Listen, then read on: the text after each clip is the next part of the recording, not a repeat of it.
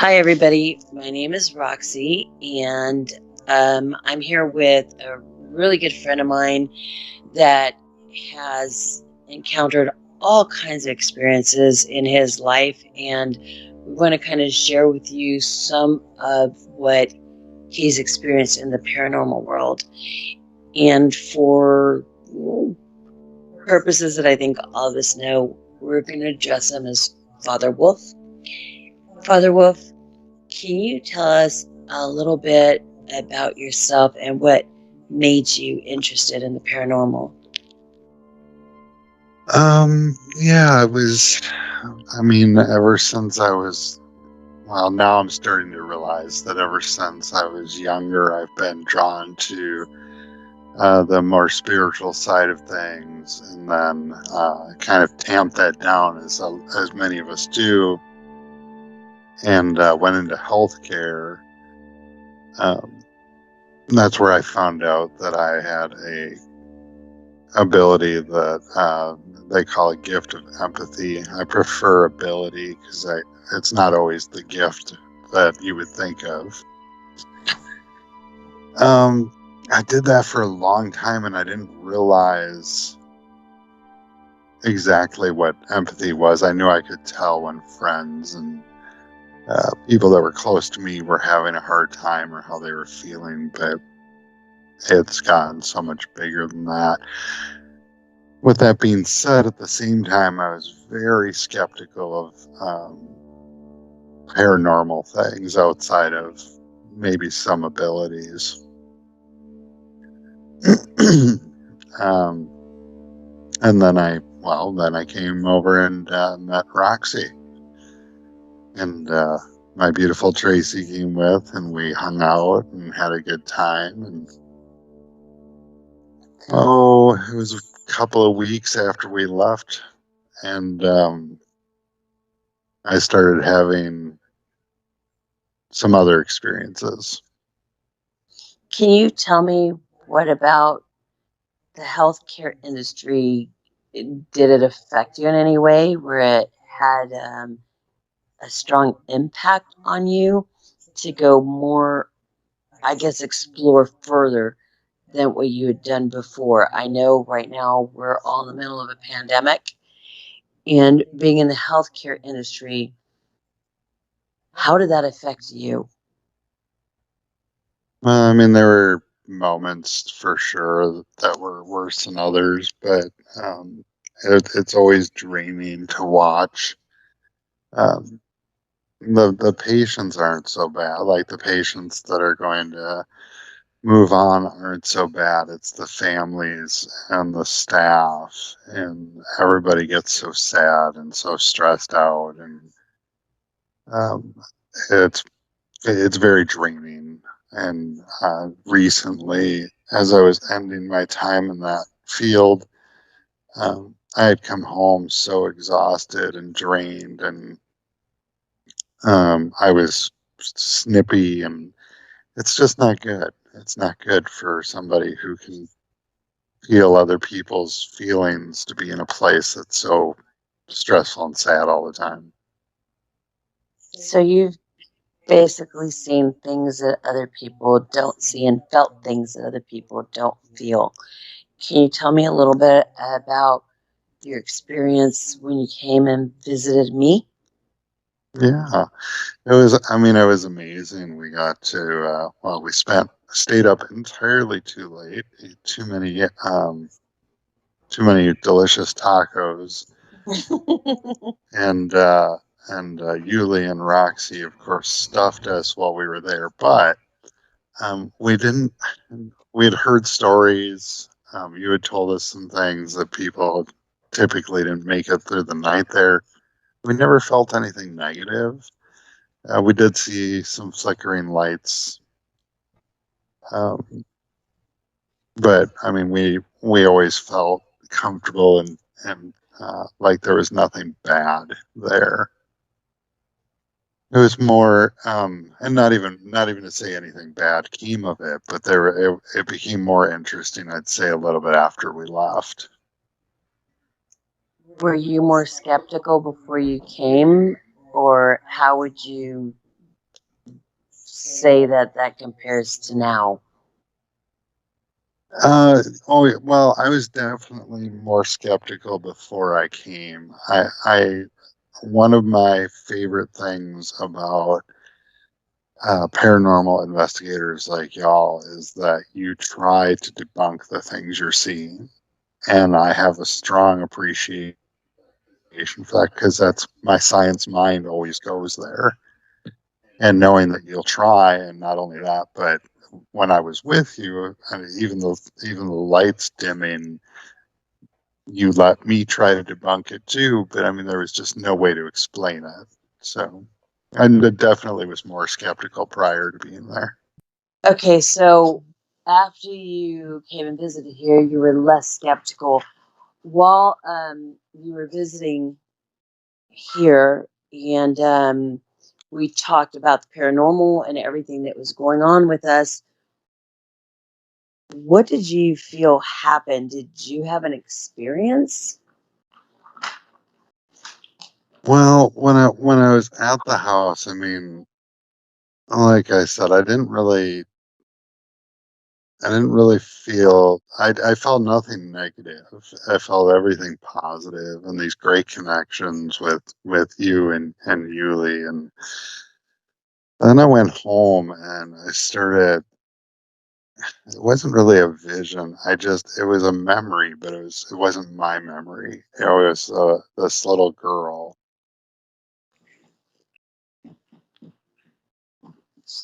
So almost like you were living somebody else's life. Yeah, kind of like that. Like I just knew stuff about this little girl all of a sudden. Like I knew what she looked like. I knew that she was at your house, and I thought I saw her pushing a little three-wheel bike, but it was in hindsight, it was the horse that's at your house. That's how I knew that it was she was at your house. So did you feel she followed you back, or do you feel she stayed here and waited for you to come back? Because I know you Yeah, back again, right? right. Well, yeah, because she was telling me that she wanted me to come there so I could help her because she was lonely. So why do you think she couldn't move on? It seemed like, well, so, and just to clarify, when I said she'd tell me things, it was like I just knew them. I didn't hear her talking to me or anything like that.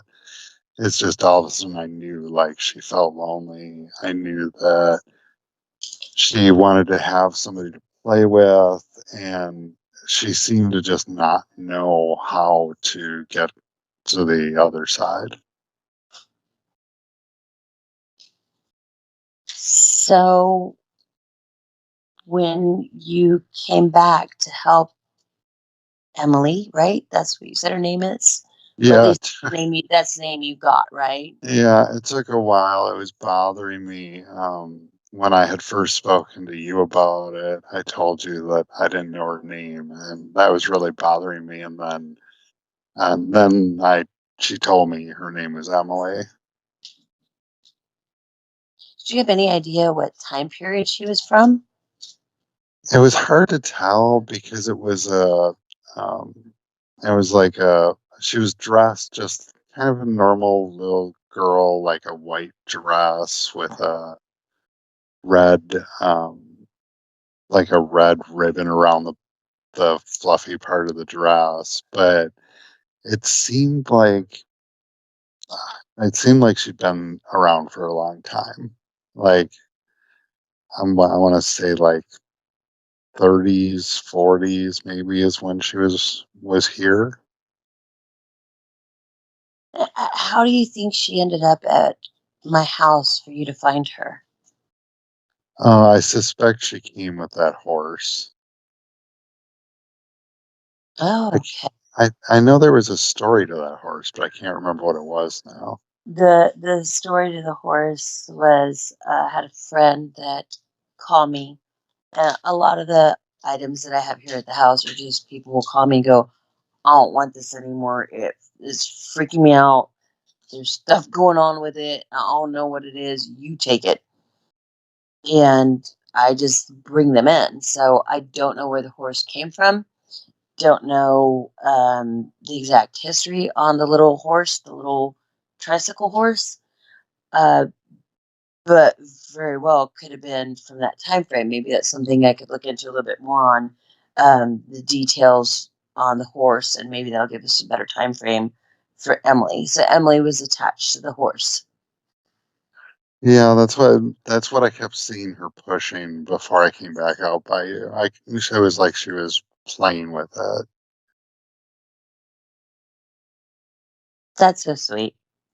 I love to hear stories like this because most people think of entities or ghosts as something that's really negative and bad and horrible. And it's not like that. Sometimes they're just confused and they need some help. And when you came back to help Emily, can you, because not all of us are the same, right? All of us have different abilities, all of us have different things that we can do. And apparently Emily reached out to you for a reason when you came through the door. What was it that you felt that you needed to do for Emily? Well, we of course had come over and chatted for a little while, and then I went over because she wasn't talking to me, so I went over by the horse and sat down, and I waited for her. It didn't take long, and she told me, again that she had been lonely. She wanted to see her friends. So I explained to her that there was a light she should be able to see, and it was okay for her to go to it, that it wasn't going to hurt her. There wasn't any owies there, and that there was love, and her friends would be there. And and then she told me to tell the lady in the house that she had felt very safe there and she liked it there. And then she was ready to go. And I just kind of, well, she wasn't talking to me anymore. So I knew she had gone over to the other side. Yeah, I've had those type of experiences too. They're just here 1 minute and then they just decide, okay, I can do this now. And then they're just not there anymore. How do you Yeah. feel about what happened? Well, it was, it felt kind of crazy. I mean, almost immediately after that, I started questioning if it really happened or if it was just in my head.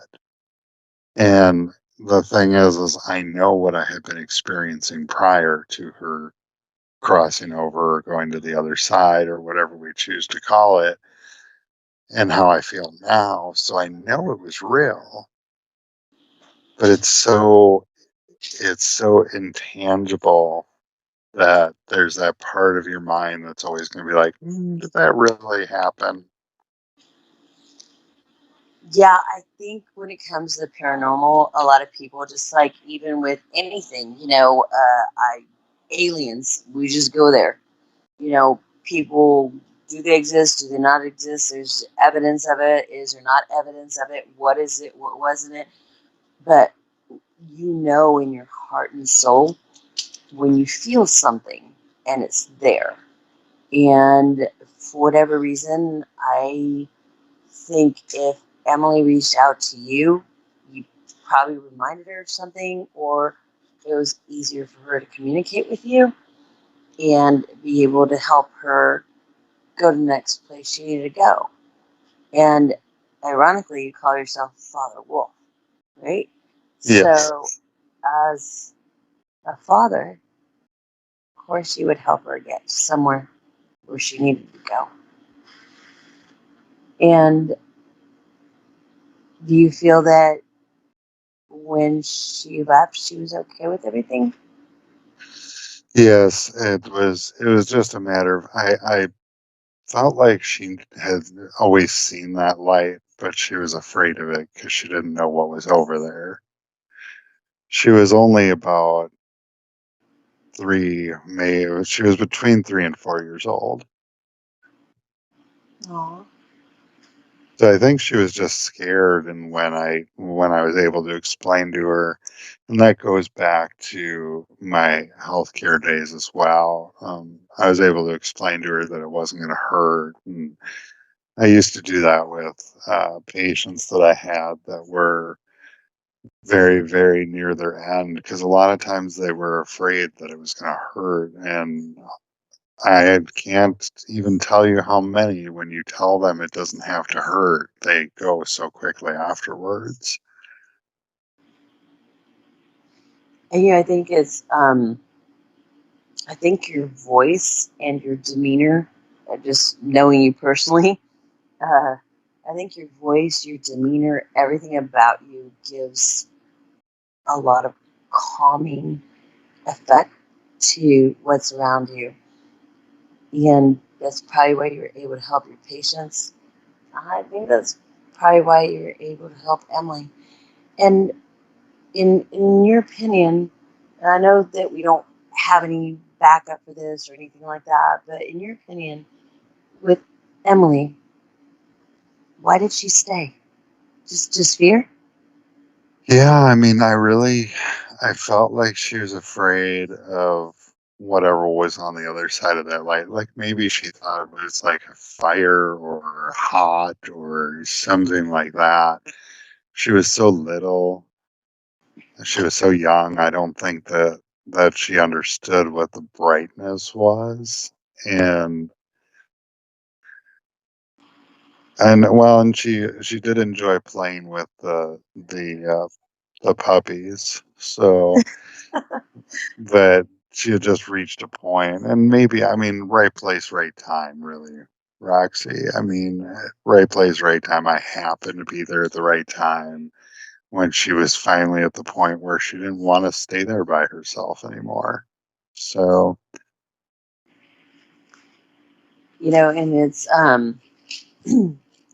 ironic that we're going through all this conversation because I've always felt like I'm a beacon, so I call things to me all the time. Does not mean I understand them, does not mean I can help them, but I do the best I can, to help them out.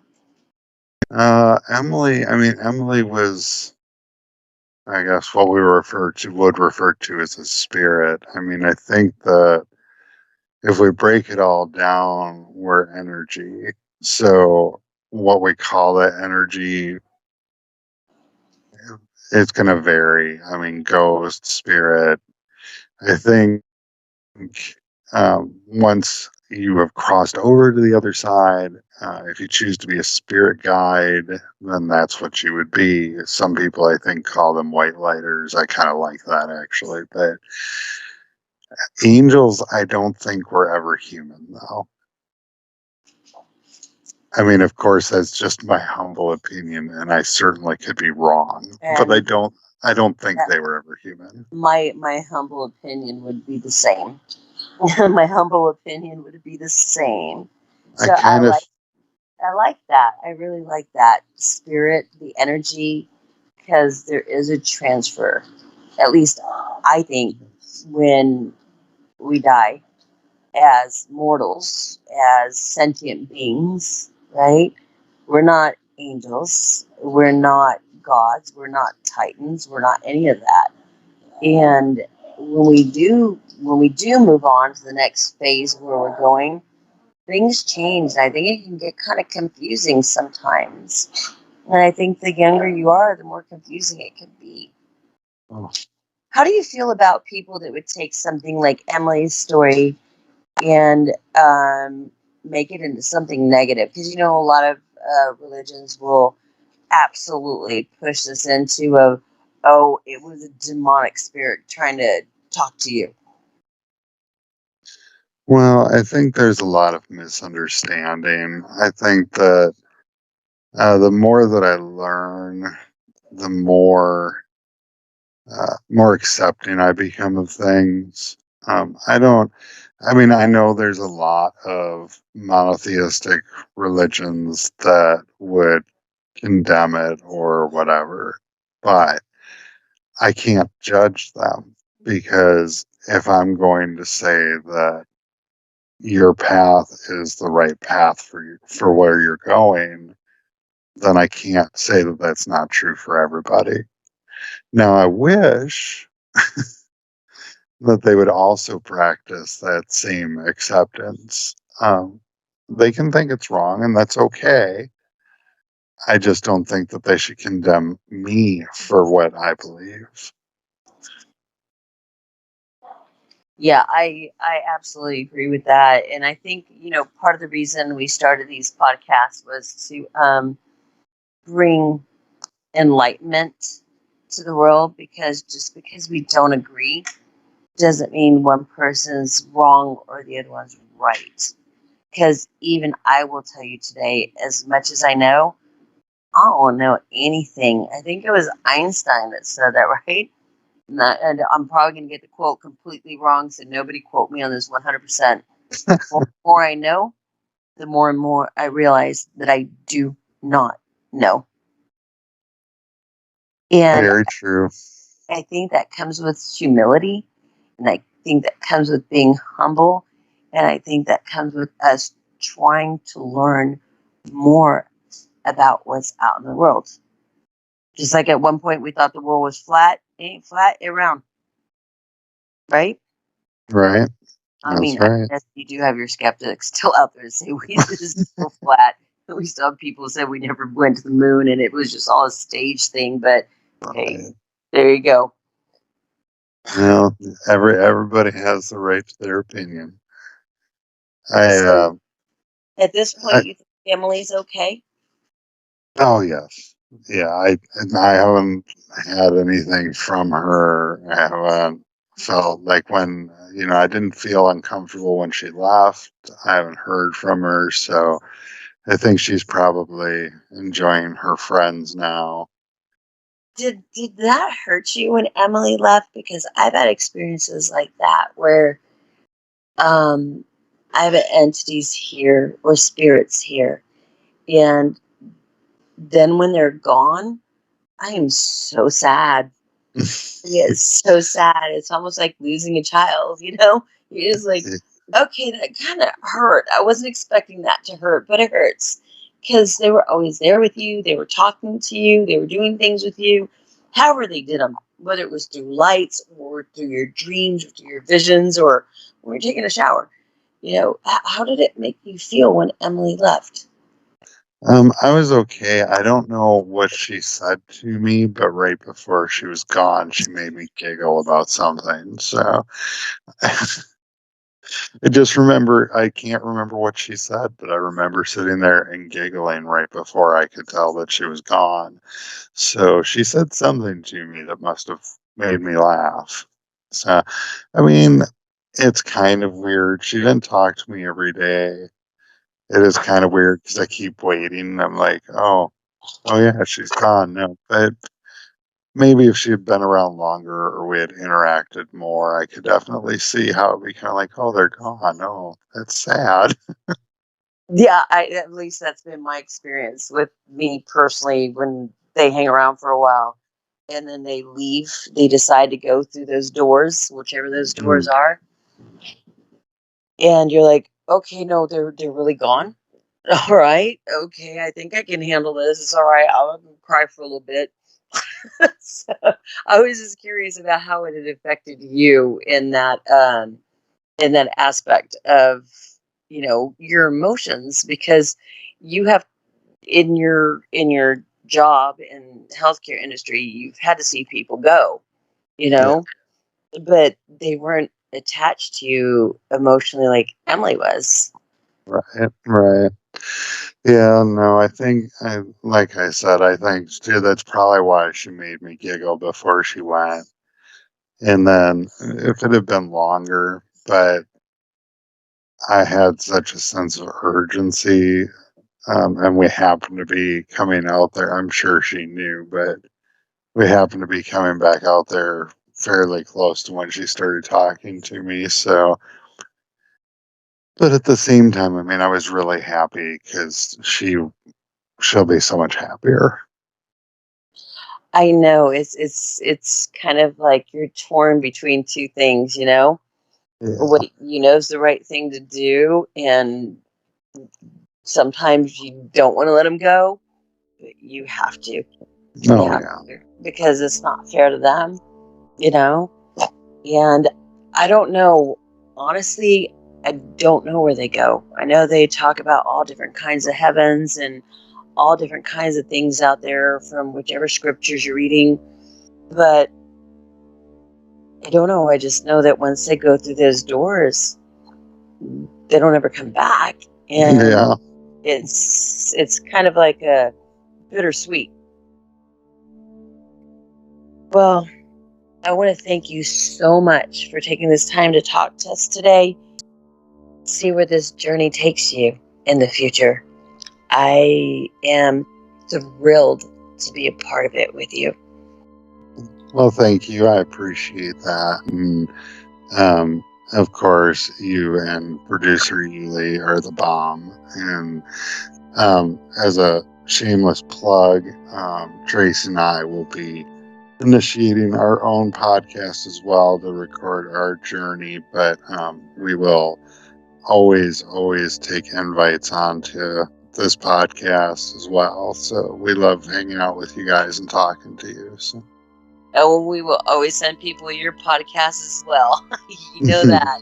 It just the yes. more information that's out there, the more everybody can help each other, the better we can all do. And that's my dream going forward is for people like you, Tracy, Yuli, me, and I could just go down a list, have somewhere to go where we can all be together as a community and have nobody judge you for what you believe in or what you've experienced in. So I love you so much. I thank you so much for doing this with us. And we'll definitely be back in touch. And if anybody has any questions, you guys can go to aboveparanormal.com. And you will also be able to find Father Wolf's podcast up there as well as soon as they get it up and running. And we love you guys and thank you so much for your time. And we love you guys too. Be well. You too. Bye.